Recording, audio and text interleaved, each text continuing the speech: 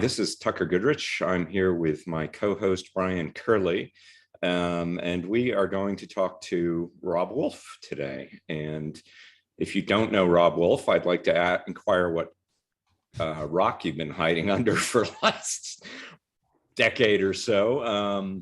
But if you don't know him, Robb's a former research biochemist and 2 times New York Times, Wall Street Journal bestselling author of the Paleo Solution and Wired to Eat. And he and his co-author, Diana Rodgers, recently released their book, Sacred Cow, which explains why well-raised meat is good for us and good for the planet. Robb, thank you for joining us. It's really a pleasure. Great honor to be here. Thanks.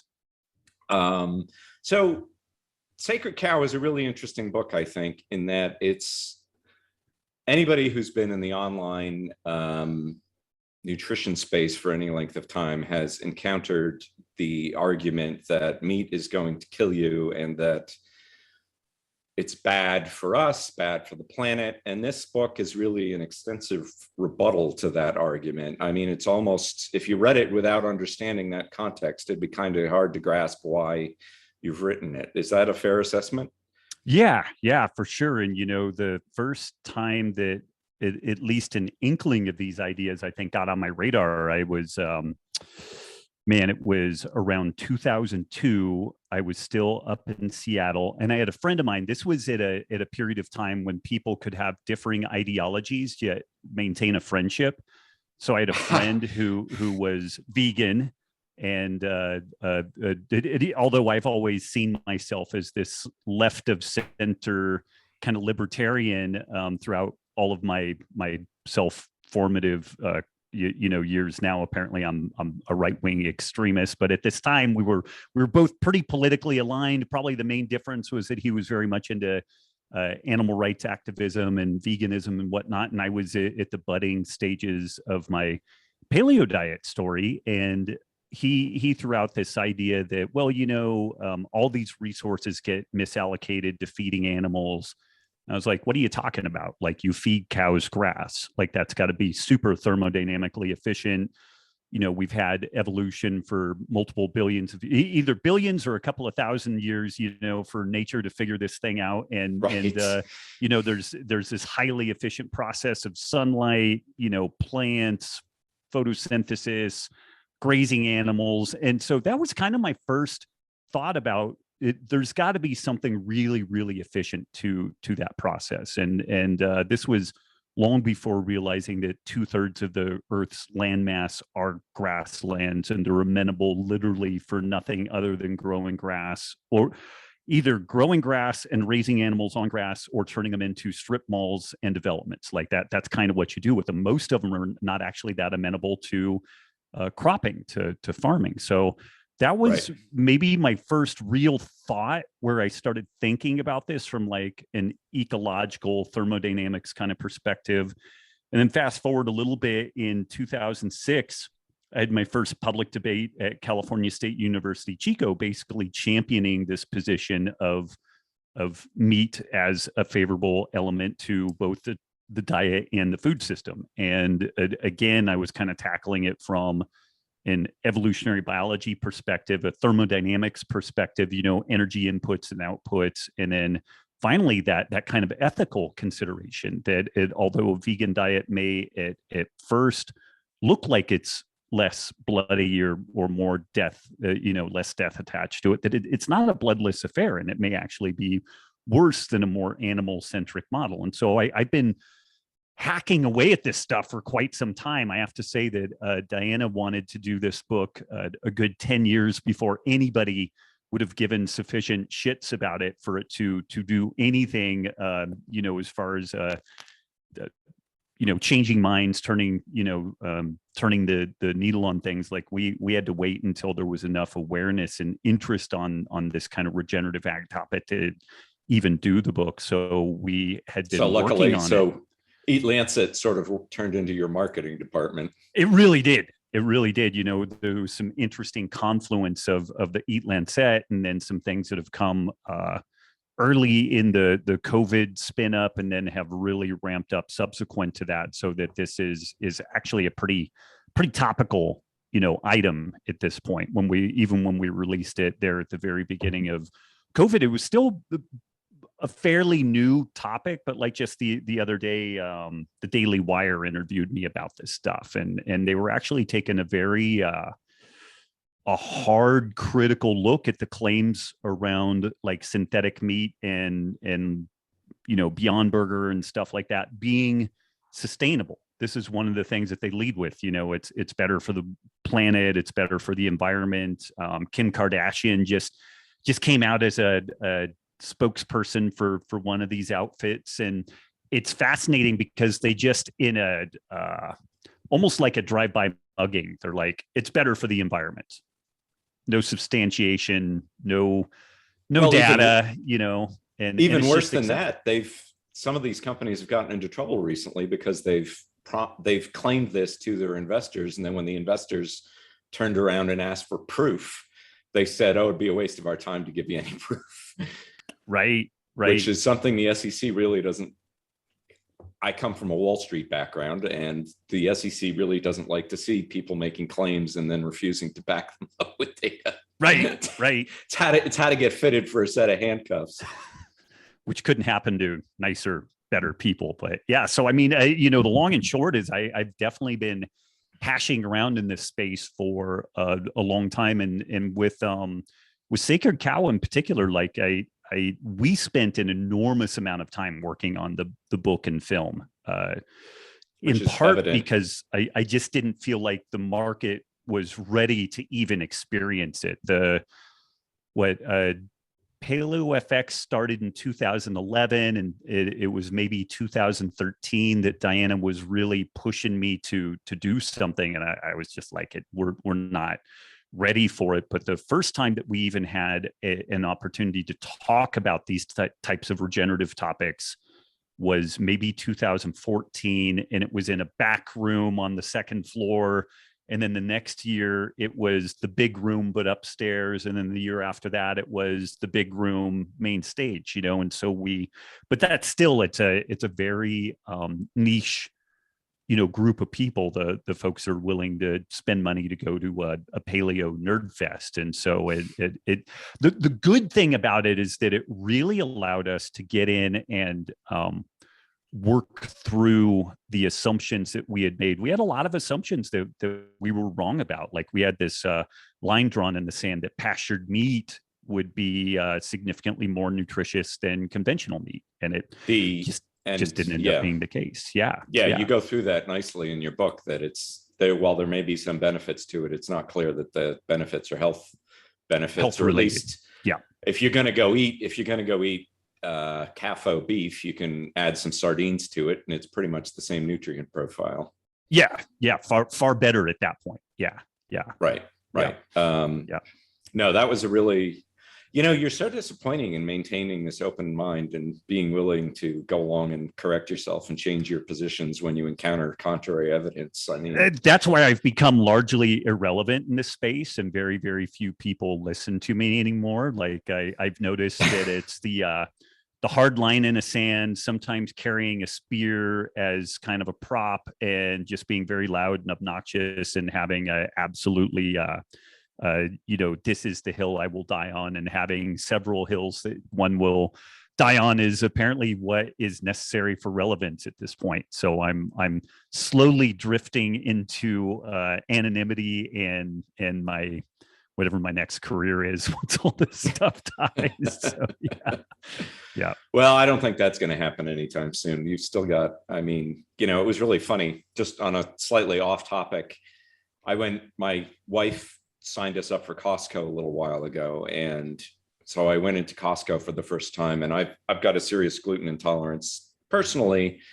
And I've been following a paleo diet for about 12 years. And I went into Costco and I was blown away on how many options they offered. And my conclusion coming out of the Costco was, people claim paleo failed. Paleo didn't fail. Paleo won. It's ubiquitous. Everybody takes parts of the paleo story and just assumes that that's a healthy, clean diet nowadays. Right. So bravo to you for accomplishing that. I did what I could. So thank you. Yeah. I mean, it's a very different world we live in now with an awareness. I remember when I first started getting into all of this around 2000, 2001, the suggestion that intestinal permeability was an issue of concern for health, man, you'd be run out of town, as a quack. And I still have a screen capture somewhere of a PubMed search, intestinal permeability. There were like 300 returns, and almost to every single one was quackery, pseudoscience. And now it's one of the hottest areas of immunological research, and we see linkage with all kinds of neurodegenerative diseases, and Alzheimer's may get its genesis from some sort of gut microbiota shift and whatnot. So yeah, I mean, that the basic paleo diet concept really put a lot of stuff on the radar, and people kind of forget that Whole30. It's hilarious. People will say, "Oh, I could never do the paleo diet." Okay, what do? I do Whole30. It's like, okay, gotcha. Yeah, exactly. You don't need to tell them it's the same thing. In fact, right. Yeah, no point bumming them out at that point. Yeah, it's fun being there and having witnessed that evolution over time. The last 15 years or so for me. And so I'm up close and personal with a lot of that stuff, and so. I'm going to fanboy for a real quick second. So Rob, thank you for, I'm going to say very boldly, getting me into science. I found, like a lot of folks got into health and, through nutrition through fitness and just wanting to be healthier I'm 39 now. So about my mid 20s. And a whippersnapper. Yeah, exactly. So the first thing I found, like a lot of folks that find CrossFit, is zone. I'm like, oh, this is interesting. And it struck me how you were the CrossFit nutrition guy, but you very boldly questioned what was the official CrossFit nutrition. And I think one of the first blogs I found of yours was like I forget how you worded it, like how to skin the cat or something. 42 ways to skin the zone. Yeah. Which exactly, it was an homage to, Douglas Adams and 42 and all that stuff. We actually had somebody writing complaining. They're like, there's not actually 42 solutions to this. There's only like 8, or like go read some Douglas Adams. Yeah. So that got me to question things, and just the way when I would watch your videos, and you wouldn't just boldly state, you would say, this is the limit of our knowledge here, and this is how much we know of this, and this is what you're able to say about this. And that was a new perspective for me, and as someone who was finishing a business degree, and other interests from my past got me into wanting to become a doctor, which I am today. I'm actually finishing residency this month, so it's kind of funny that I'm here in this full circle. And your talk about intestinal permeability and celiac disease and gluten, I learned of Alessio Fasano, Dr. Fasano, through you. And Dr. Fasano being the guy who really discovered the mechanism for intestinal permeability and transitioned it from quackery to hard science. Exactly. He named zonulin. He's the one who came up with the name for zonulin. That's the enzyme that loosens the tight junctions in your enterocytes and your intestinal cells for folks. And Googling around, I found out his clinic was 25 minutes from my house, because I'm from Maryland originally. And he's one of my letters of recommendation for med school. And it's really cool, meeting some of these folks throughout time, and then watching how what once was considered quackery is now mainstream. So there's this there's this idea of like the Citadel, and there's this idea of mainstream, and then what we are talking about, the Twitterati or the YouTube folks, or we're in like the social media age and everything. And it's I just have to say, it's been really cool to be along this ride. And when I started med school in 2014, paleo fixes everything was already like a punchline. Right. I remember a 23-year-old or so guy, I was 31, and some of my classmates were just out of undergrad. They were making jokes like, we'll just do a paleo diet, it fixes everything. Right. So I was like, whoa, like that joke already got to you, Right. And I was so busy with med school. And so you were talking about where the evolution went from there. You cited 2014. I was so busy with med school, I actually unplugged from the nutrition world for a long time. You know, I felt like I knew enough to be dangerous, to tell people the main things to avoid. And the idea of the elimination diet is, I mean, that's it's incredible what people can do with that. You know it. We've seen the testimonials now for, you know, for you decades, and for a lot of folks for many years. And you could just, you know, pull open YouTube or Google or anything. And we got to the point now where luckily mainstream medicine does admit that diet can accomplish many things, but mainstream medicine and mainstream nutrition is incoherent. Like they'll say, yes, natural food. What about saturated fat?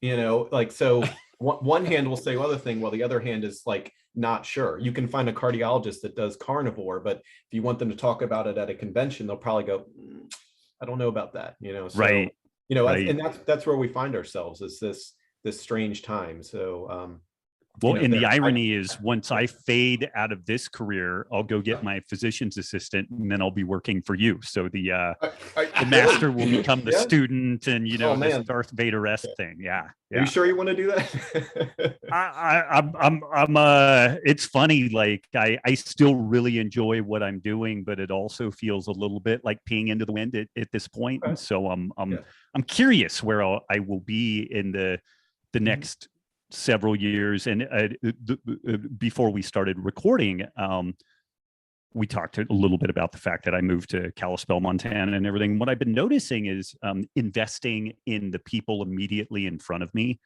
So like community garden, the local agriculture scene, the local medical scene, police, military, fire, like really investing in those people and being available for those people to help them has been incredibly rewarding. They actually appreciate it.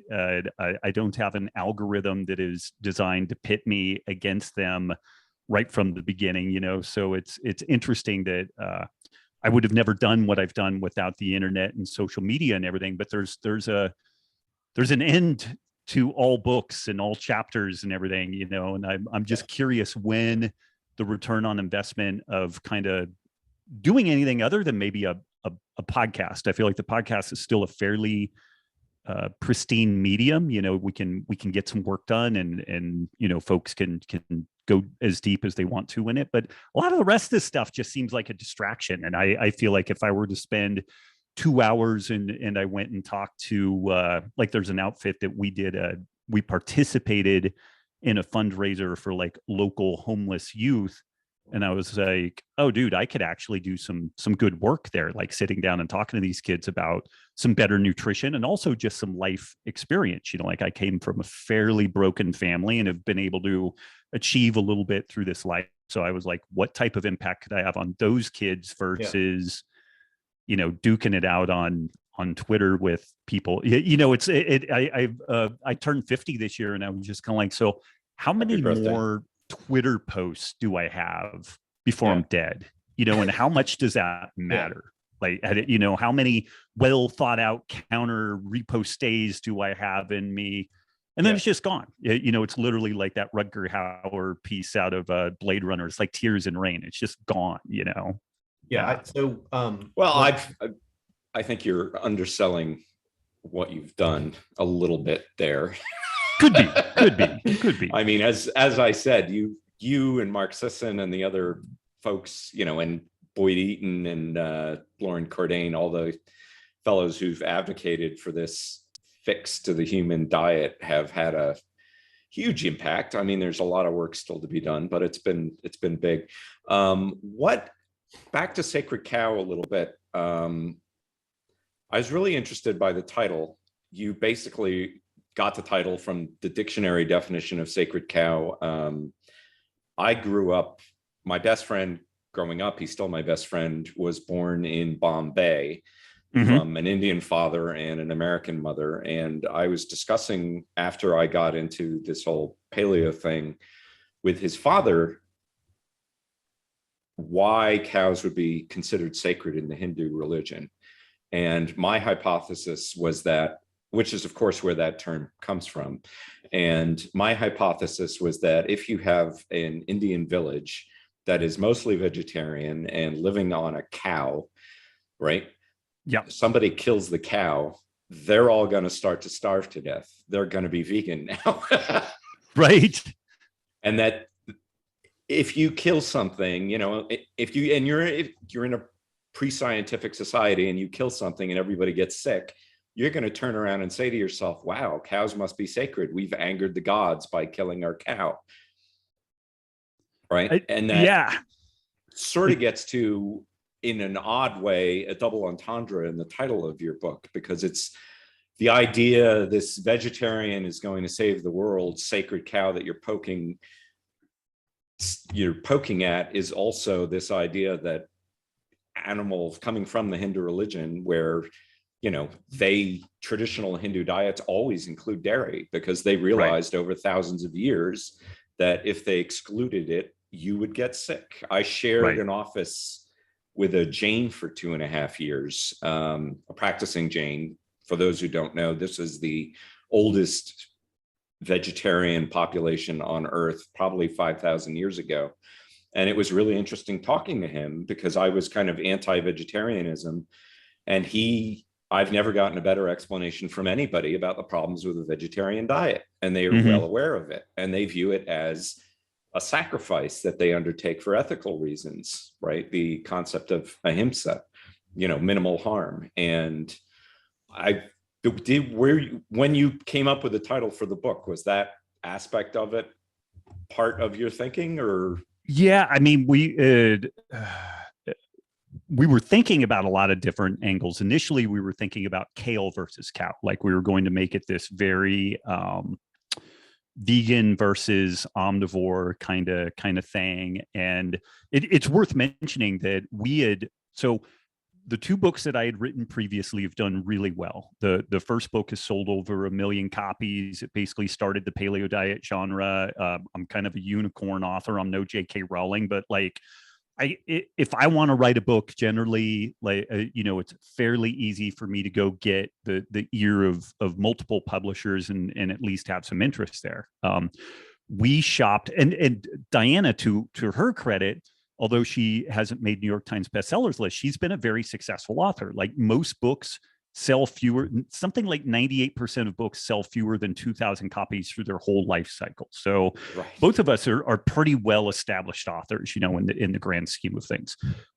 Diana shopped this book to every major publisher, and all of them passed on it. And so there's like the big five, and none of them bid on it, which was really interesting. And then there's the Ben Bella, which is kind of like number 6. They're almost in like the big boys league or whatever, but they are fascinating. They are the folks that published T. Colin Campbell's the China study, and they looked at our manuscript, the outline and the proposal and everything, and they're like, ethically, we can't not publish this book, because if what you are saying is like 5% correct, like people need to know about this. And if what you're saying is 95% correct, we are driving the car right off of a cliff. We're doing everything exactly the wrong way. So they did, however, exert a little bit of mitigating energy in the meat eater versus vegan kind of drama. And what's interesting about that, and I don't want to drive this too far off in the weeds, but both Diana and I, historically, all of the vitriol that we would experience from kind of online sources was typically vegan in origin. Meat is murder and all this type of stuff. What's fascinating is that with Sacred Cow, we've had virtually no response from the vegan community at all. And I think in part, there's no slam pieces, there's no counter. You can't find a review written by like a prominent vegan who these are the 18 things that Sacred Cow gets wrong. And I think it's because we did such a good job on that. Like it's the two books that I wrote previously, as soon as they were at the publisher, I was like, oh man, I wish I could update this. Oh man, I wish I could update that. Now, there have been all kinds of interesting subsequent studies that have popped up around Sacred Cow that would have been nice to include in the book.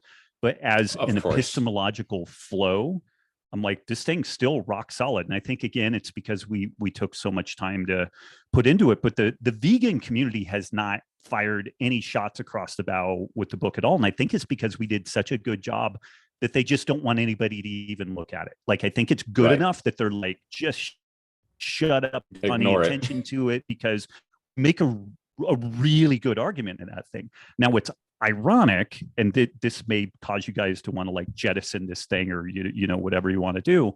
There's this kind of woke element to the regenerative ag scene where there are folks that, because Diana and I were putting forward really the kind of crux of the book, is that globalization is like this poison, and that this is the thing that is going to undermine our food systems, and I think like our social fabric, like you know, a ton of the problems that we're experiencing, I think is kind of ultimately traced back to globalization. But we were taken to task by like one guy who's this kind of BIPOC farmer who has created a cottage industry into grievance stuff, you know, and he was taking donations because he's BIPOC and he's a farmer, and he got about $500,000, tried to expand his operation, and then drove it into the ground. BIPOC, for the listeners, the acronym means Black Indigenous People of Color. Of color. Yeah. Right. And so that was an example. My whole point there is that all of the vitriol that we've experienced has come out of the regenerative ag scene. And part of it is from folks who are kind of like the meat elitists that, oh, you guys must have sold out because you're suggesting that conventional meat is about as nutritious as pastured meat, and you know, some things like that. So what's been ironic in this thing is that the pushback that we've had has not come from the quarters that I expected. It hasn't come from kind of the vegan centric, you know, worldview. It's really come from people that I thought were going to be on our team and ultimately allies, are benefiting from our work, even though they're trying to elevate themselves by taking these pot shots at us. And I mean, if we get something wrong, then fine, let's discuss that, and we'll update the book. Like the one thing that we did change is that there was a life cycle analysis looking at white oak pastures, their meat production. And the way that we couched it in the book, and the way that it was couched in the original literature, was that the enhanced carbon sequestration of producing white oak pasture meat was totally attributable to the meat production. What it is the whole farm process. So the composting, the animals, the plants, the birds, the pigs, the whole ball of wax. So the way that the original research was published suggested that the total carbon net sequestration was attributable just to the cattle. It's attributable to the whole process. So it's a holistic process. So we updated that. But even still, we had a couple of people take us to task on that, and they were saying that we were doing this egregious lie about this, and they were out of the regenerative ag scene, ironically. Yeah. It's funny because Brian and I both experienced a bit of that recently, where we're working with a startup called Zero Acre that's trying to come up with a better alternative to seed oils, omega-6 rich seed oils, using fertilization. And that was the group who kind of attacked us and said, oh, you should be promoting dairy. And we do promote dairy, right? Yeah, right. But you need alternatives. I mean, some people can't eat dairy. I mean, one of the recommendations that you make in your book is dairy for a lot of people is an antigen, and you should explore taking it out of your diet. Something I mean, I eat a lot of dairy, milk with my coffee every morning, but you got to have alternatives to things. So yeah, and I was like you, I was really surprised to see the degree of vitriol that we received from that group. And with the seed oil disrespect, or the anti-seed oil kind of, meme front that I'm leading over here, I have a wide range of political and diet interest. People with pronouns, with hashtag this or that DM me about things. We have part of our marketing to promote this stuff is what we call the Simple Six, which is, beef tallow and butter and ghee and coconut and avocado and olive. And I didn't even realize it when we first did it, but I said, hey, half of this is vegan, 5/6 of this is vegetarian. And that gets a lot of attention. But what is the bad news? The bad news is your bacon is probably not good and your chicken's probably not good, but your beef is. So, I've gotten messages from farmers like, hey, go easy on us, and not like scheming, but just like, just comments. And and that put me in a tough position because I'm like, man, this is like, a lot of people love the message that we have here, but it can be friendly fire in a way. So it's tough. And that's what you're saying. You're promoting beef. You want to increase the market of beef. My grand scheme, now that I know, from what I've accomplished in life so far, little things, but my grand scheme now is like, hey, let's reduce demand for seed oils. Let's shrink seed oil fields. That is the land that needs to be regenerated. Right. What are you going to regenerate it with? Ruminants. Right. Yeah. I mean, here in the Flathead Valley, it's beautiful when it comes in, but when the rapeseed plants bloom, it's just yellow for as far as the eye can see, and it's really pretty spectacular. Yeah. But it's horrible too. Like we should have bison on all that stuff. Yeah. Yeah. Now that's one of the points that you make in Sacred Cow. It's not sacred pig or sacred chicken. And you discuss a little bit the omega-6 impact of an industrial diet, but it's not a central focus of the book by any stretch of the imagination. Could you expand on that aspect a little bit for our listeners? Yeah, I mean, specifically with beef and most ruminants, there is a significant difference in pastured versus conventional dairy.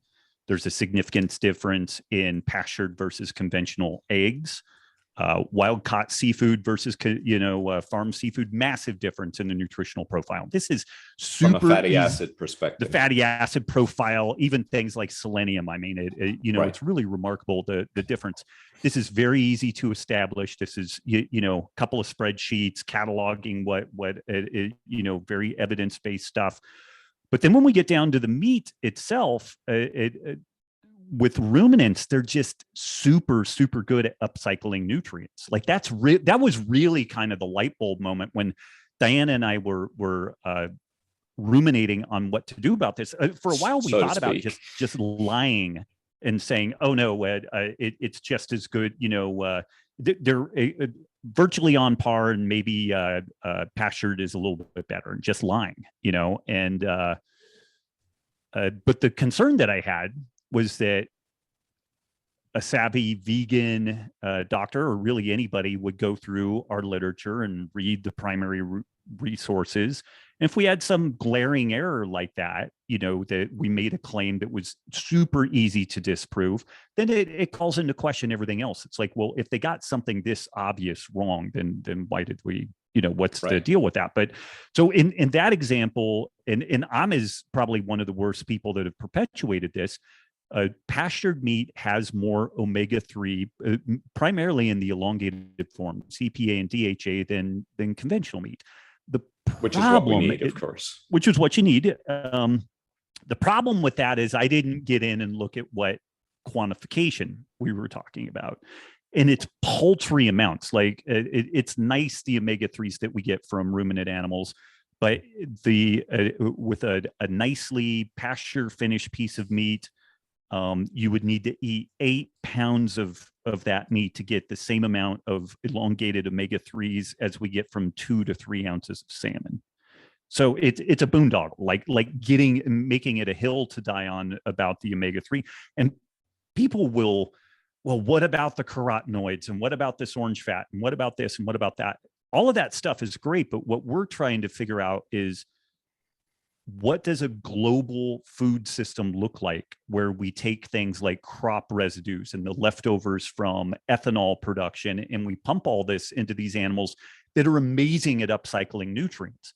It's not necessarily going to be pastured. Now, I would be surprised if a cow that is raised on clover, and it's been on clover for like 2 months, I suspect that its fatty acid profile is going to be different. I suspect that the carotenoids in its meat and everything is going to be different. And there is absolutely no goddamn way that we can scale that ad infinitum to deal with a global food system, Right. But when we start talking about crop residues and the leftovers from ethanol production and whatnot, we still have a literal nutritional superfood in meat. and we're doing all this super efficient, cool stuff with dealing with this stuff that either needs to be composted or allowed to oxidize, or we feed it to an animal that can upcycle it into good nutrition. And so, I'm not sure if I drove that off of a cliff, but circling back to the sacred cow thing, it's interesting. You mentioned some of the more prominent religions that have been associated with veganism, vegetarianism, Jainism, and Hinduism. Even within Judeo-Christian practices, the scapegoat, like there was a practice in which all of the people in a group would put their hands on a goat, and this goat was sacrificed or left out in the wilderness or whatever, but it was to take all of the sins of the group of people with them. And man, we had some really fascinating stuff, like the run up to Nazi Germany and how the Nazis vilified the Jewish people for their basically the Nazi recommendation was vegetarian, and this was something Hitler was a vegetarian, famously. Yeah, and our publisher was like, "There's no way we can do this." Like this was all cutting room floor, but it was I have to say, probably a good call from the editor there. Probably a good call. Getting a little off topic. Yes and no. When you look at the messaging, so who do we have at the World Health Organization level? A pigtailed Greta Thunberg telling us all to be, a Teutonic pigtailed. All of the Nazi literature was a pigtailed, blonde-haired, blue-eyed young girl extolling the horrors of Jewish meat slaughter and whatnot. And this was a major tool used within the run-up of Nazi Germany to vilify and to make other the Jewish population. And so I actually felt that it was going to be incredibly topical given everything that was going on and is going on. It would have also probably gotten us banned and launched off the planet because nobody can get in and deal with those nuances and everything. But there's just the long and short is that if we look from a historical perspective, food in general, but animal products in particular, have been a defining characteristic of self versus other, of in-group versus out-group. And we're seeing that evolve again now with again, World Health Organization, World Economic Forum recommendations of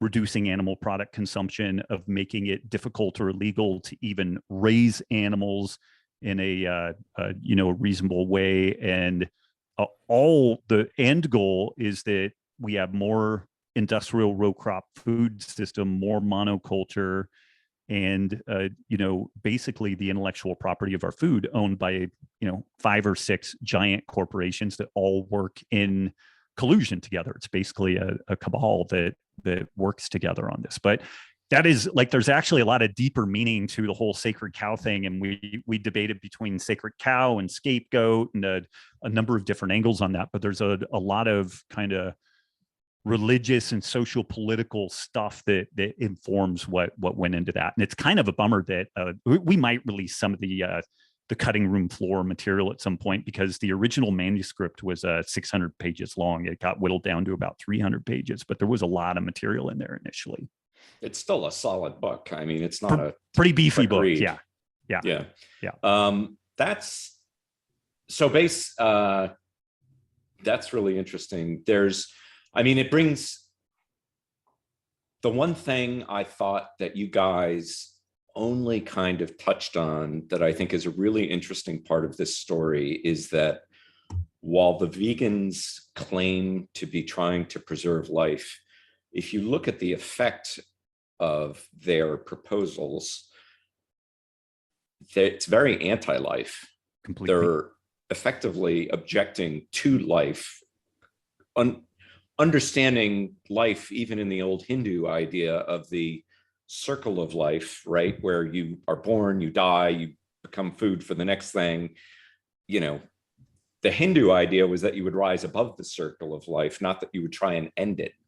And it seems that they're almost trying to, in some cases explicitly with, demands for reduction in human population, they're almost trying to interrupt the circle of life. And you kind of touch on that talking about, the problem with having like, there's a great example. There's a product coming out on the market called Bored Cow, and it's a vegan milk replacement.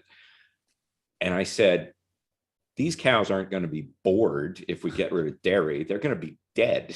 Right. They're all going to be eliminated because there'll be Tiger no King. need for them anymore. Okay. Yeah.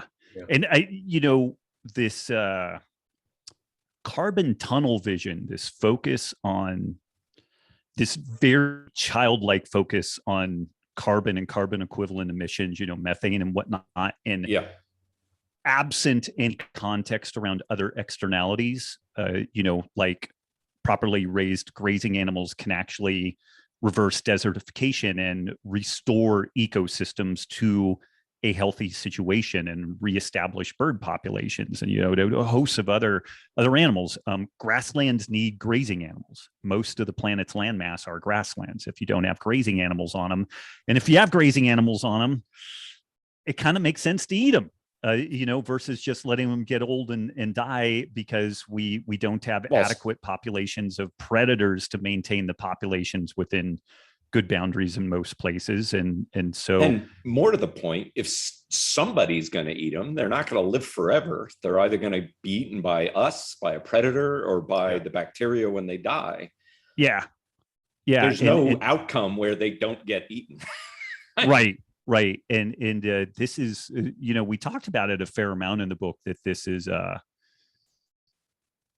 there's this infantilized fear of death that is in our society now. And like the vegan, during COVID, you kind of saw this too, it's like, no, I don't want to overly politicize this thing, but, no step is too great to save just one life. And it's like, well, at what cost? At what cost somewhere else? It's all risk reward is all numerator denominator. We need to, there's always a trade-off. There's trade-offs with all that stuff. And I used an example in the book of when I read an article at physics.org talking about the just monumental amounts of methane that are produced by shellfish. And this was kind of a new discovery. And oh, wow, what does this mean for climate change? And in the back of my head, I'm like, doesn't mean a goddamn thing for climate change because it's part of a biogenic system. Those shellfish are taking in some sort of a carbon source, and then part of its breakdown is releasing methane. Yes, methane and carbon dioxide are both greenhouse gases. Methane has about a 10-year half-life, and then it gets hydrolyzed into carbon dioxide and water under the influence of UV radiation. And that is, again, from that slice, all of the stuff that's happening around life, that carbon was in the atmosphere, and now it's part of a carbohydrate. Now it's part of an organism, and now it's part of methane because the organism died and it got broken down by bacteria, and now it's back into the cycle. And it is that stuff it doesn't really move the needle one way or the other in total greenhouse gas status because it's part of a cycle. And in fact, the funny thing, when I was in high school biology, this was the carbon cycle. This is the carbon cycle, and it still is the carbon cycle. In fact, yeah, exactly. Yeah. As old as you and I are, it still is the carbon cycle. Exactly. But we've gotten so carbon tunnel vision about this that there were actually calls to cull the populations of shellfish to reduce these carbon emissions. And then it was pointed out, oh, well, what about all the termites? Termites produce monumental amounts of methane. Well, maybe we should cull those too. And there was we'll just nuke it from orbit. It's the only way to be sure. That's a prescription. This is meme warfare. That's the idea of like simple ideas. The vast majority of a population can only understand something at a simple level. And that that determines markets, that determines where we put our dollars, that determines things. So the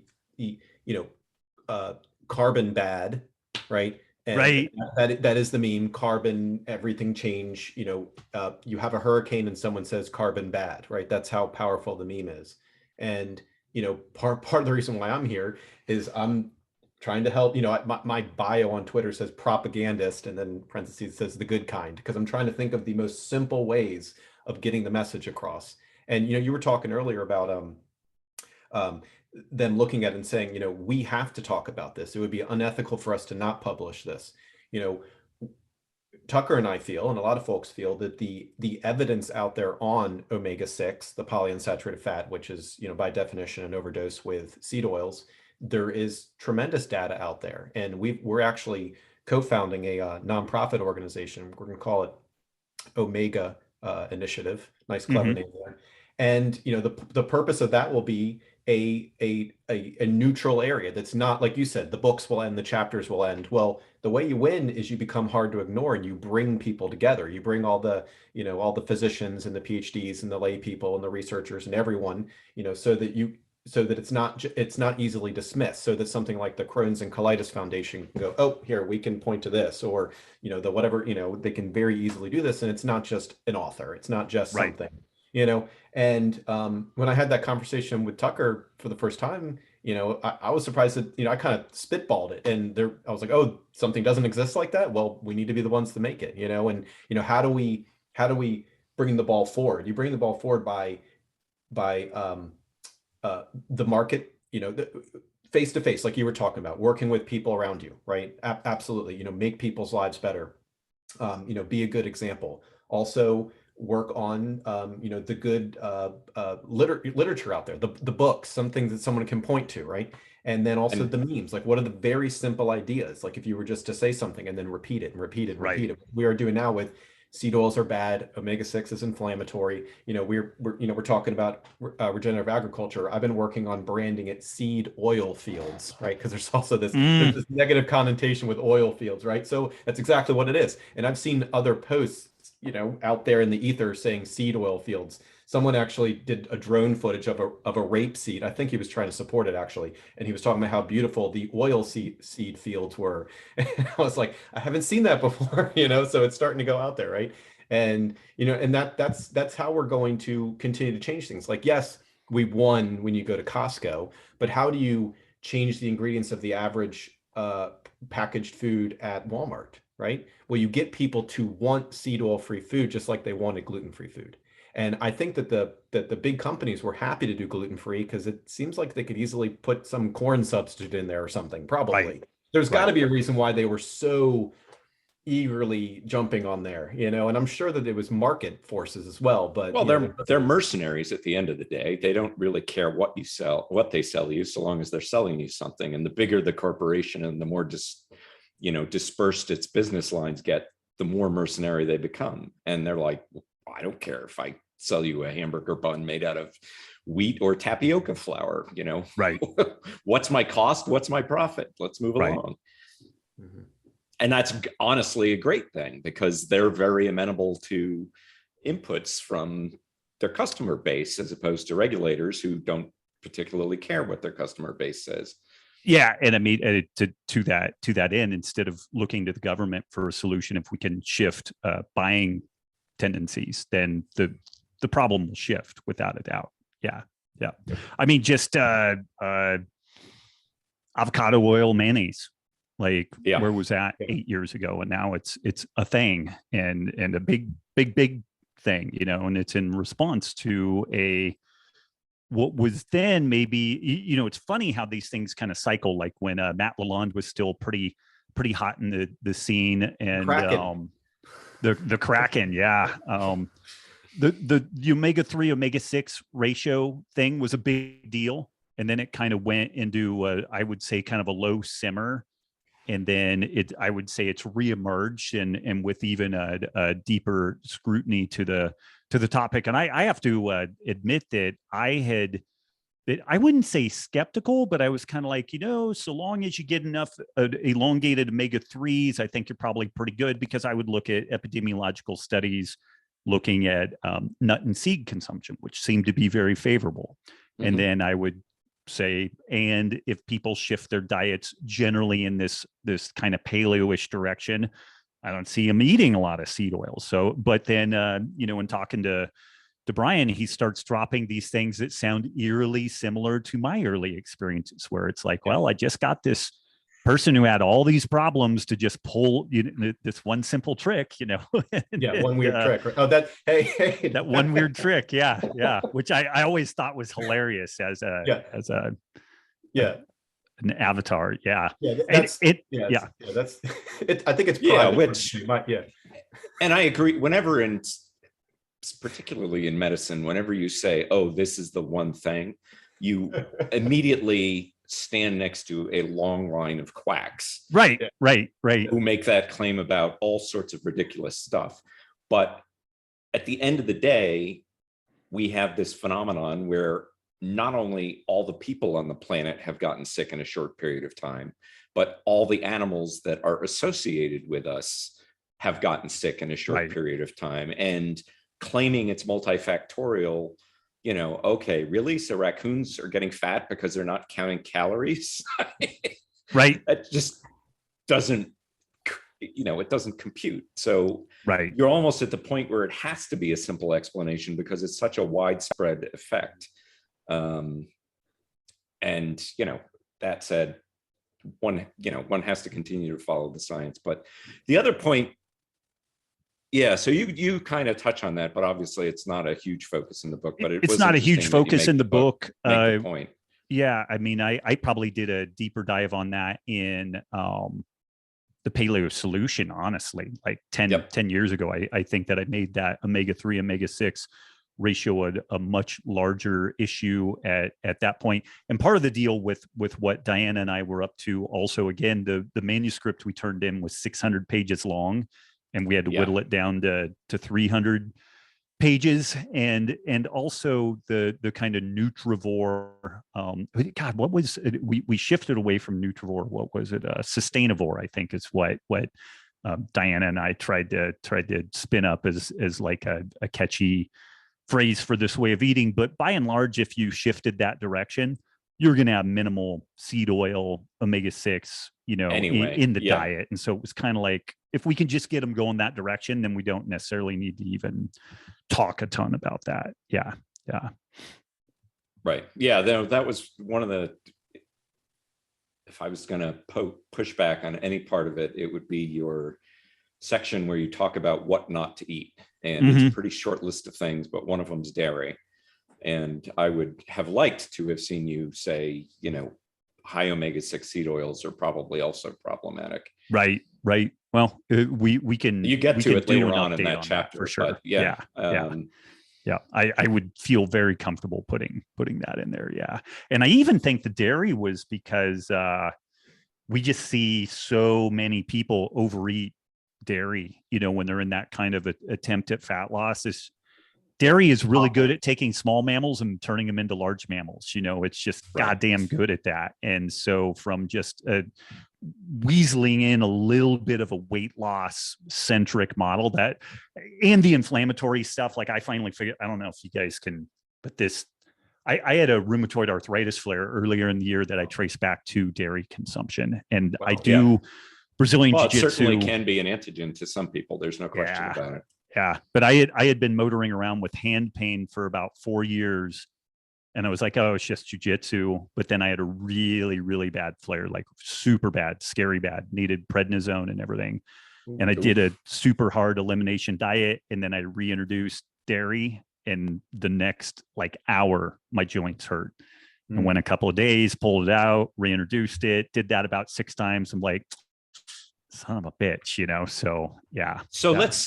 So there's something, you've got a new enterprise, which anybody looking at you on this screen will wonder, what are those letters on all over Robb's head and body? Right. Now, the original paleo diet advocated sodium restriction. Yeah. Let's not call it sodium restriction, but an evolutionarily appropriate level of sodium consumption. And you've kind of said, okay, hold on, guys.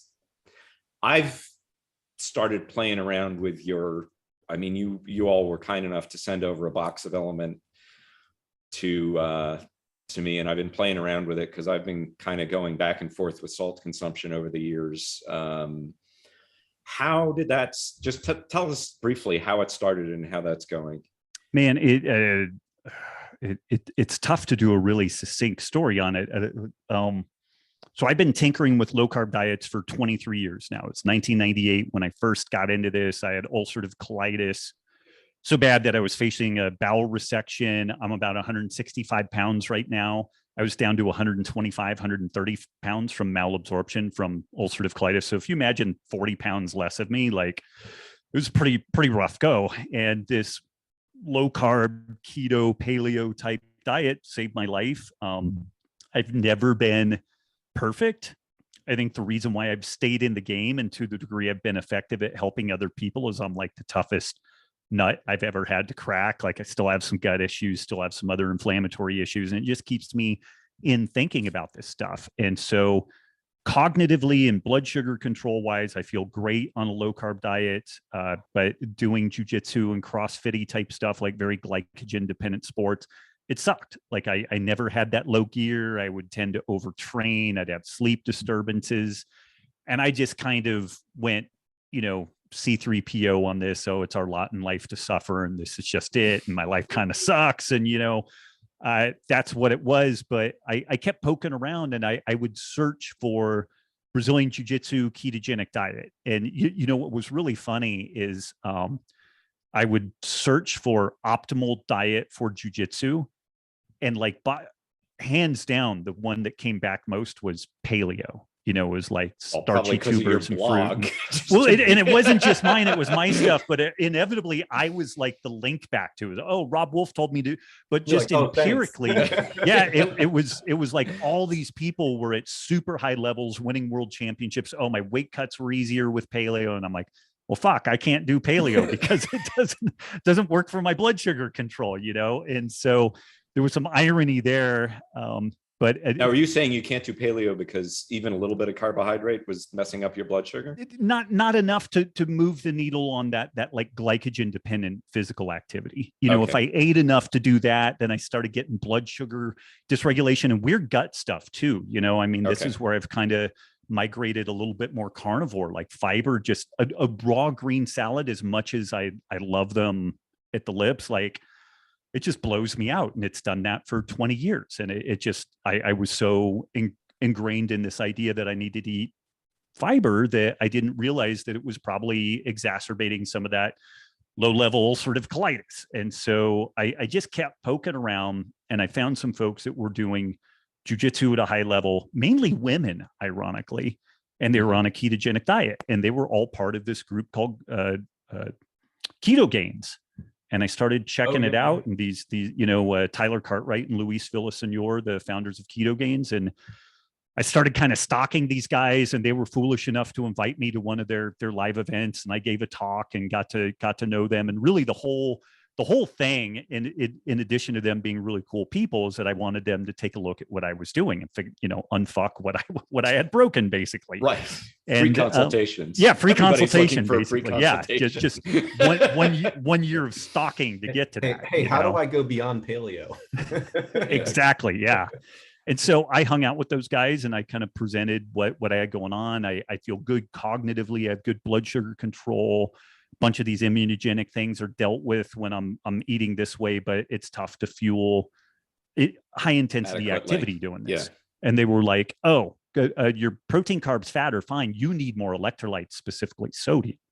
And I was like, I've never been afraid of sodium. Like I've always, since 2000, 2001, I've associated hypertension with metabolic disease, with insulin resistance. And the vast majority of people, it's not everybody, but I'd say 98, 95% of people, like if they have hypertension, the thing to look at isn't necessarily sodium intake. It's total caloric load and maybe refined carbohydrate intake. Seed oils. Fix that. And then, and maybe some seed oils. But they told me I needed more sodium. It took me about a year to listen to those guys because, when you have a world elite coach telling you to do something, of course you ignore it for at least a year. You don't listen to this person straight out of the gate. And then finally they were like, no, man, listen, like weigh and measure all your food, and put it in the chronometer and add the any type of sodium or potassium, magnesium sources you have. We want you to be at a minimum of 5 grams of sodium per day. I was less than 2 grams of sodium per day. So they were like, are you working out when today? you go on a paleo diet and you stop eating processed foods with Yeah, added sodium, yeah. and you're just like salting your steak to taste, your Yeah. sodium consumption is naturally going to go down. Super low. Yeah. And water and all that. it's so they asked me if I was going to work out that day. I am. Do you have some pickle juice? Yes. So I went and did like 6 ounces of pickle juice. And for the first time in like 15 years, I actually got a pump working out that day. And I was like, and I just had this like low gear, like the muscles kind of swelled up with fluid when I worked out. Like when you're low carb, that usually doesn't happen. And because of the fluid retention and hemodynamics and all that type of stuff. And so I got in and I started really looking at this and I was like, well, shoot, if I'm put on a medically supervised ketogenic diet, they make sure, they being the dietitian and the doctor, make sure that I will get at least 5 grams of sodium a day by hook or by crook, because there's this thing called the natriuresis of fasting. When your insulin levels are low, then we tend to downregulate hormones like aldosterone, and we tend to shed both sodium preferentially, but then also potassium. And it becomes this very downward spiral. You can offset this to some degree by extracting sodium out of the bones, but this is, you don't want that to go really on where you want to. Not really what you want to do. Plan. Yeah, because it's pulling calcium out of the bones as well, right, and whatnot. And I started looking at it, and from an ancestral health perspective. So I think like Amber O'Hearn is doing a piece for AHS this year, looking at sodium intake and the from an ancestral perspective. And I think that she's going to be spot on at the macro level. Like our ancestors didn't really consume that much sodium, but I think what's going to be interesting is she's not going to ask the question, how much liquid are people consuming? That's really the big deal. Like a big factor in all this is I did a little bit of digging around even with like the Hadza and the San of sub-Saharan Africa, and they don't really consume that much liquid. They do some, but they're certainly not just like cups of coffee, tea, So I think getting almost to an induced hyponatremia. Yes. Yeah. Yeah. And I've said that on recreational beverage consumption, which is what coffee is at the end of the day, and a lot of the fluid consumption that we do. That's an interesting hypothesis. So if you follow kind of westernized fluid consumption patterns, drinking a cup of coffee, having a tea, doing being terrified of soda or whatever, dehydrated. Then you're going to need more sodium. If you live more like a camel, which is probably more the human state where we get the bulk of our liquid from foods, and pretty Spartan in the additional liquid that we consume, and kind of small amounts spread throughout the day. I don't think that you're really going to need the additional sodium as per element all that much. But then if you are doing jujitsu 4 or 5 days a week and you're wearing a gi and you're sweating out 8 pounds of fluids, you need both the water and the sodium, and so it's right. But again, back to the paleo perspective, that sort of activity level would have been extremely rare generally. Yeah. They're not constantly at war. They have wars right once in a while, but it's not continuous high output exercise. And like that persistence hunting stuff where there's examples of the Hadza and the San, running a deer down, over the course of 8 hours, but you do that once and then you recover the rest of the week. But if you're, again, I think so much of what I've been recommending around sodium intake is not consistent with evolutionary norms, but there's other things that are also not consistent with evolutionary norms, our activity level, our fluid intake, things like that. And so I think it's interesting because I don't want to stop going to jujitsu just so I can emulate my ancestral activity levels. Yeah. That's fascinating. I hadn't heard that aspect. I know that the guys who founded Verta Health, Finney and Volek, who are of course 2 of the grand old men in this field, have long advocated for increasing sodium consumption on a ketogenic diet. And in fact, in their faster study where they looked at ketogenic endurance athletes, there was apparently a point in the protocol where they noticed that the keto guys had a higher heart rate And one of, either Finney or Volek said, oh, we forgot to include the sodium supplementation that they really need. Yep. And that's which is, as much as I like ketogenic diets, I think it also makes a case that I've made this case for a long time, that the body does everything it possibly can to get out of ketosis. Eat too much protein, eat too many carbs, and so the body will go right out of ketosis. And so I do think that there's some interesting advantages to being in a ketogenic state, but if it was, it's fascinating that the body will do Herculean type metabolic shifts to avoid the ketogenic state. Yeah. And ketosis would have been intermittent for most of human history. It wouldn't be, folks, our ancestors in Africa were eating tubers and fruit and, some amount of sugar on a pretty constant basis. And when they couldn't get it, they'd go into ketosis. Right. But that was, there are very few populations that would have, even the Inuit seemed to compensate by overproducing glucose. Right. Big livers, right? So that makes a lot of sense. That's really interesting. Yeah, I've tried a couple of your products. I will say I enjoy them. The salty chocolate, to my surprise, has turned out to be my least favorite flavor. And did you try it in coffee? No. That's the way to do it. That's the way to do it. You don't want to do cold water with that one. Yeah. No, I did it with hot water, but I just did the products. Okay. And then I really enjoyed, however, the other two flavors, the mango and the lemon with the spice is that's like stand up on its own, tasty. Health benefits be damned. Those make really good drink mixers too. Like if you're doing a margarita or something like that, they old make Norcal, really good Norcal bases. Margarita gets an update. Yeah. That's great. Love it. Yeah, Brian, I'll have to send some of the stuff along to you. But I'm a runner, and I've struggled with cramping, and I'm hoping, interestingly, the worst case of cramping I ever got was on a long run where I ate some beef jerky as my fueling and instantly went into cramping. And I think it was just going from what was probably a low sodium state to a too high sodium state.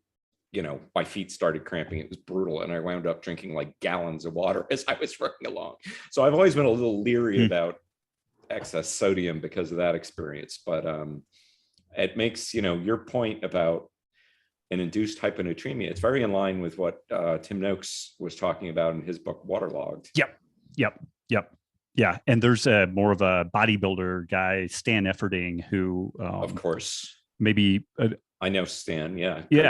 I don't think has the science super buttoned up, but at an empirical coaching level, really understands how to get performance out of folks and really leans into that sodium intake side of things. Yeah. And there's just some interesting epidemiological stuff with U curves that emerge at, low ebb, all cause mortality at around 5 grams of sodium intake per day in a standard population. Higher, it's steeper at the lower end, more generous at the higher end. So it's more dangerous to be too low. Yeah. The mortality curve. And, within athletic populations, the American Council of Sports Medicine, which they're assuming a high carb diet and like doing GU and, dextrose and all this type of stuff. But those folks recommend 7 to 10 grams of sodium per day for active individuals, high motor output, heat, humidity, et cetera. And it's funny, Brian, I've talked to emergency room doctors where they're like, no, they don't recommend that. And I'm like, dude, it's right on their page, and they're like, oh, well, maybe this is why people are suffering heat exhaustion because they're at they're at a fraction of that. They're at 2 grams a day, which is arguably less than maybe what most people need if they're just dead flat sedentary and not in hot, humid environments and stuff like that. So yeah, it's interesting. Very interesting. And of course, the ED they're giving, they're saying, no, you don't need sodium. Nurse, hand me the saline solution. Right, exactly. Yeah. Everyone gets a bolus. Trust me. Everyone gets a bolus. Yeah. That's really interesting. Okay, well, I'll continue to play around with it. Have you noticed any difference in increased requirement? I mean, the classic use case for sodium tablets was in hot environments. Have you noticed any sort of variation between your time down in Texas and your Oh yeah, like Texas, I north? used far more in Texas than I do here in Montana for sure. Probably, I mean, I've probably cut it in half compared to where I was in Texas. The heat, the humidity, big deal. It is interesting. Cold and altitude tend to decrease thirst, proprioception, sense of thirst. And so I find that, like, if we do go skiing and I get up at a higher altitude, we're only at 3,000 feet where we're at here. If we get up 8,000 feet, I find that I have to, I need to go drink something. And this is where something like pickle juice or LMNT or something like that, where it's got a flavor, where it'll kind of draw you back into drinking it again, because I'll just go, my kids will go without drinking liquids when they get in that kind of cold altitude environment. And I'll just look at them and they're like, eyes are sunk in. I'll do the, the skin test and they're like, blah, and we'll, top them off. And then it's funny. We run off of sodium potassium pumps. That's literally what drives everything in our body. Right. And I can't, Brian, correct me if I'm wrong on this, but the only other thing I can think of that's tightly regulated as electrolyte status is pH. Like, oh yeah, no, absolutely. Blood sugar can operate over orders of magnitude, and you could, still be alive or whatever. But like, if pH shifts a little bit, or if electrolytes shift a little bit, you're screwed. Like you're going to be in for a rough day. You'll change your breathing, like your brain. You'll actually change, how often you're breathing if you need to, for that sort of thing, acutely. Right, to regulate your pH levels in your blood. Yeah. Like take a trip to Denver and do a blood gas, and then do one 2 days later. Yeah. Right. Yeah. So if people are feeling off a little bit, it's just some of this low hanging fruit, and we started it just as an aside for the genesis story of the business. When I realized how important sodium was, like Tyler and Luis had known this for about 8 years. And I was like, oh my God, this is really important. Like, yes, you're an idiot and it is important. So I suggested that we put together a downloadable how-to guide for mixing what we called it Ketoaid. And it was basically, this much sodium chloride, this much potassium chloride, some magnesium citrate, lemon juice, stevia, water, shake it up and go. And we just posted this thing online, and in 6 months, we had 500,000 downloads of this thing. Like, it just went like crazy. And folks were raving about it. So you're saying downloads are a good indication of the viability of an idea. Wow, well, Brian, what a thought. So we didn't collect the emails. It was just this free download. But people started saying, they're like, one, love this thing. I feel so much better. My HRV score improved, my sleep improved, all this stuff improved, my exercise improved. But it really sucks going through TSA with 3 bags of white powder. Like, could you guys put together some sort of like a stick pack thing? And that was the whole genesis to this. We had no, machinations around like, oh, we're going to be like selling salt to people. But I figured out this clear need for increased electrolyte intake, specifically sodium. We did this freemium thing where it's like, people just need this help. And we still, like, if people gripe about the price of LMNT, we're like, there's that free downloadable guide where the business started, but make your own and buy salt and these other things on the commodity market and get it as cheap as you can if you want to. And the only magic with LMNT is it tastes good and it's convenient, and that's it. There's no like magical salt or anything in it. Great. Okay, Rob. So to be respectful of your time, thank you for your time with us. What is on your roadmap going forward? You've gotten involved in a lot of new things like the LMNT project and some of your local work that you mentioned. What's the next big thing? I don't know about big thing, but definitely investing in the local regenerative ag scene here in the Flathead Valley and just kind of northern Montana is occupying a lot of my time. We have some good friends that own the Roam Free Bison Ranch, and I'm doing some work with them. I think it's fascinating to reintroduce bison to the lands that bison historically roamed on. And it's God, the transformation pictures that you see of this area that's been either overgrazed or undergrazed. And this is something that's hard for folks to wrap their mind around. You can have too much animal impact on an area, and you can have too little animal impact in an area. Like these grasslands, it's a game theoretic model where these animals move in a somewhat randomized fashion, but they need a certain exposure there for the grasslands to be healthy and for all the other things to function. And when you look if nobody's ever seen the before and after pictures of some of the savory projects, regenerating grasslands, it's absolutely mind-boggling. It is stunning. And the kind of cool thing is these folks are doing some work with a couple of the local native populations that have big tracts of land. And it's always the weird thing to kind of sneak up on this stuff, but they just kind of show both the productivity that they're getting, like the number of animals they get off of a given area when they're doing the regenerative grazing, and the transformation in the grassland itself, and also the return of bird species and insects and snakes and bear. I mean, it's like everything explodes. Comes alive. It comes alive. Like it literally, it's the antithesis to the kind of vegan Thanos, like we need to cull half the population of the universe to make this thing work, and so I'm really jazzed about that, and it's fun. And how are the native populations receptive to that? Because of course, basically what you're doing is saying, sorry guys, we screwed up yet again. You need to go back to something more similar to what you were doing before we came here with all of our bright ideas. Are they a lot of taking it that way?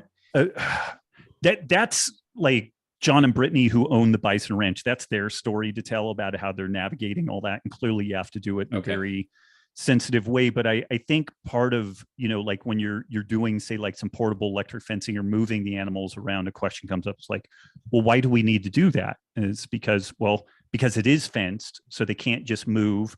And when they do move, they don't have the degree of predator interaction that they had 200 years ago. And that predator-prey interaction is what would keep the animals bunched together. They would move through an area, everything got eaten, trampled, peed, pooed on, and then they were gone. And then, the animals wouldn't be back there for 6 months or a year, before they would come back to the same area. And so I think that you can explain it in a way that is respectful. I mean, we have this problem just with non-native ranchers, or the challenge where they've been doing something for maybe like 3 or 4 generations, and they're successful and they're wealthy and everything. And then you suggest that maybe this little tweak of using some portable, solar electric fencing to move animals around and stuff, that they could maybe triple their productivity.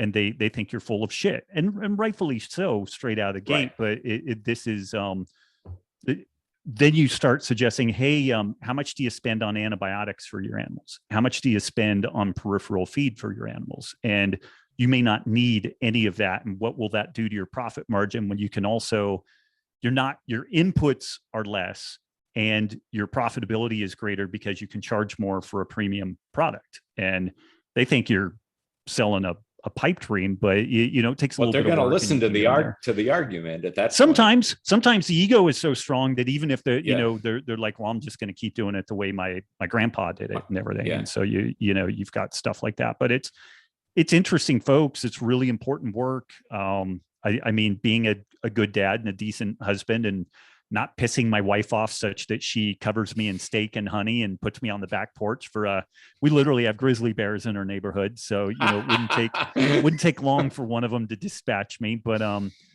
really trying to lean into the local regenerative ag scene and lend help there is probably where I'm going to put the bulk of my focus. I still like talking protein, carbs, fat, and that's always going to be, I think, a piece of what I've got going on. But I mean, the cat's out of the bag on that stuff. Like, there's plenty of people talking about kind of ancestral diets and, for good or ill on that. the challenges of gluten and even dairy and everything. Like, people understand the autoimmune, paradox of some foods, like all that stuff's out there. But I think getting people educated about, well, now that you've got that message out, you kind of need to affect the production system so that people at scale can follow the advice. One quick question. I live here in Boise, Idaho, which, much to my surprise, is more cattle country than potato land. Yeah. And a lot of it's Forest Service, U.S. Forest Service, who seem to me to do an abysmal job of this sort of land management. Have you interacted? I mean, to folks who don't know, a lot of cattle are raised on public lands, and typically it's, here's 5 million acres, your cattle go out and roam wherever the heck they want to go, and can potentially have some pretty negative impacts because they're not really getting chased around the way you described. Right. Have you worked with any farmers or any ranchers who are trying to implement this in public lands?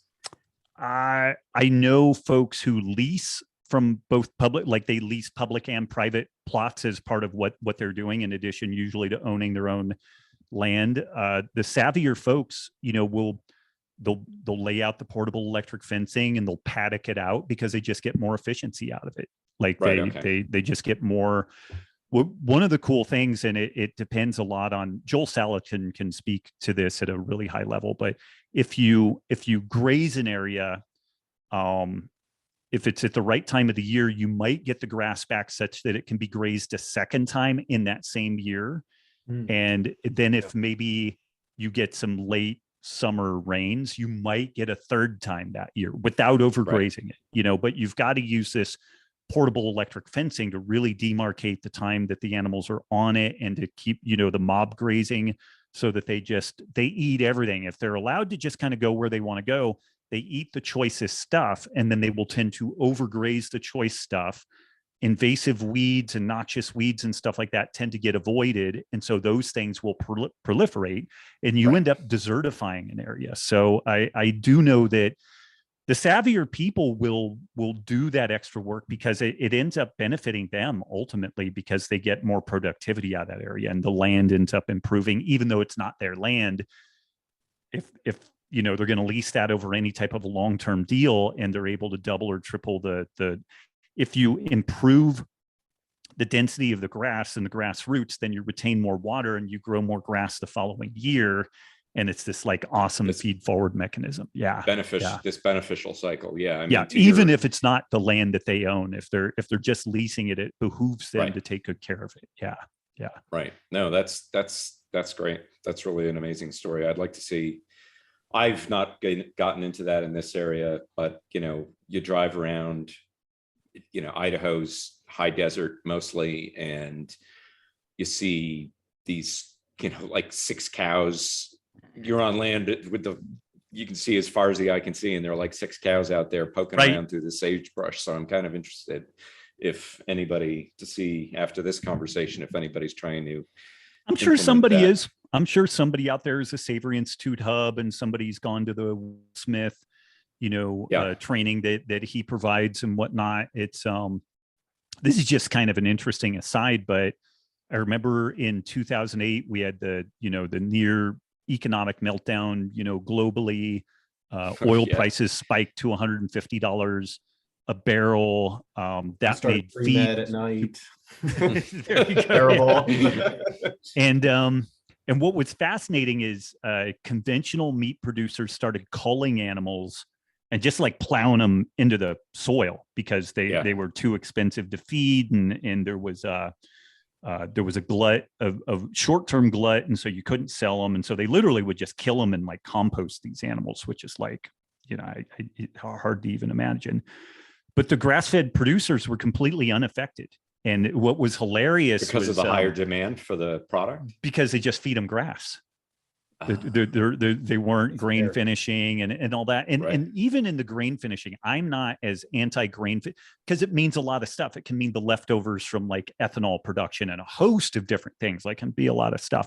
But it was really interesting. There was a picture of a cornfield, and the corn was just nuked. It was just brown and dead.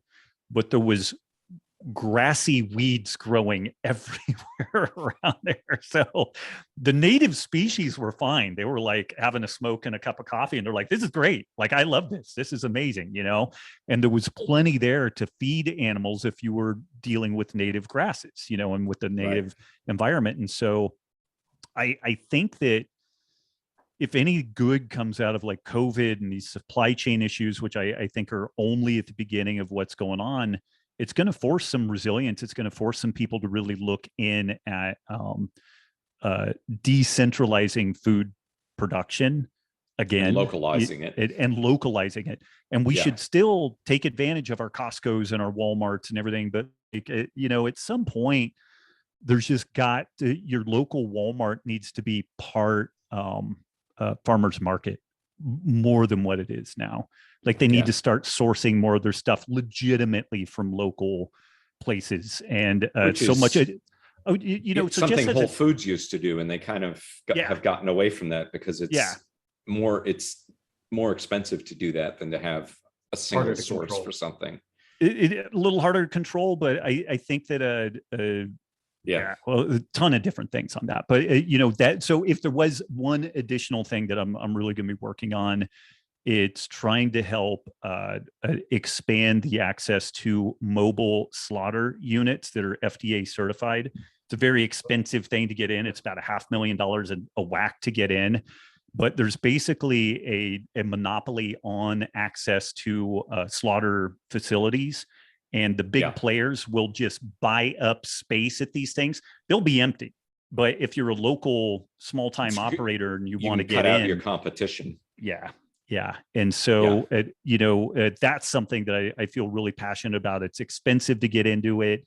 It's a high risk, low margin thing, but it's this choke point in our food system that has to be addressed. And Senator Massey has done some work around like the Prime Act and some things like that. Is he Montana? No, he's Kentucky, actually. Yeah. Oh, okay. Congressman Massey.